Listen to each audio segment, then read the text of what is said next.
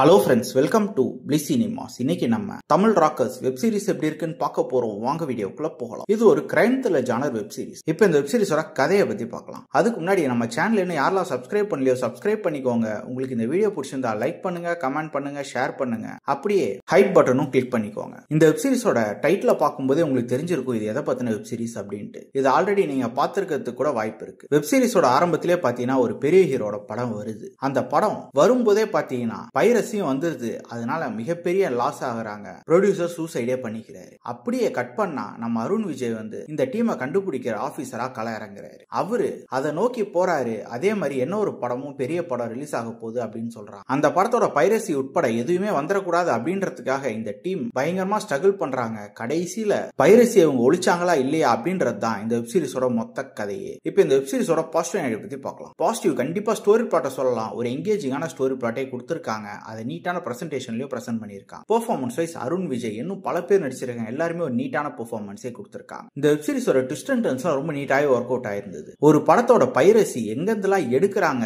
எப்படி தியேட்டர்ல எடுக்கிறாங்க, அதுக்கு எப்படி சவுண்ட் எஃபெக்ட்ஸ் பண்றாங்க, அதுக்கு சின்ன சின்ன பசங்கள்ல இருந்து எப்படி அதுக்கெல்லாம் ஒர்க் பண்றாங்க, நம்ம தமிழ்நாட்டில் எடுக்க முடியாத படத்தெல்லாம் எப்படி அதர் ஸ்டேட்ல எடுக்கிறாங்க, எப்படி ஆளே இல்லாத தியேட்டர்ல எடுக்கிறாங்க அப்படின்ற மாதிரி பல விஷயத்த காமிச்சிருக்காங்க இந்த படத்துல. இது ஒரு பெரிய செயின், இதுக்கு ஒரு ஹெட் இருக்கான் அப்படின்ற மாதிரி காமிச்சு அவனே அரெஸ்ட் பண்ணிருப்பாங்க. அதை மீறியும் அந்த படத்தோட பைரசி வெளியே வரும். அதோட பார்ட் 2 கண்டினியூஷன் வேற கொடுத்திருக்காங்க. டெக்னிக்கலியும் வெப் சீரிஸ் சவுண்டாவே இருந்தது. சினிமாட்டோகிராஃபி, சவுண்ட் எஃபெக்ட்ஸ், பிஜிஎம் எல்லாமே நல்லாவே பண்ணி கொடுத்திருந்தாங்க. ஸ்கிரீன் பிளேஸ் பாத்தீங்கன்னா ஒரு இன்ட்ரெஸ்டிங்கான ஸ்கிரீன் பிளே தான் கொடுத்திருந்தாங்க. கண்டிப்பா இது ஒரு எங்கேஜிங்கான வெப் சீரிஸ் தான். ட்ரை பண்ணி பாருங்க. இந்த வெப் சீரிஸ்க்கு நம்மளோட ரேட்டிங் கேட்டீங்கன்னா 10க்கு 7 மார்க் கொடுக்கலாம். இன்னொரு வீடியோல சந்திக்கலாம். தேங்க்யூ.